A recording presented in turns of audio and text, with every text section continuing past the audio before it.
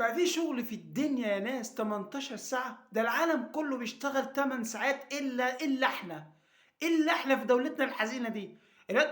وخصوصًا الفيسبوك ده مصدر النصب السنين كله يا ناس. الفيسبوك تلاقي المبرشم، تلاقي الحرامي، تلاقي المجرم بينزّل لك إعلانات وظايف، إعلانات وظايف لَم السنين يا ناس.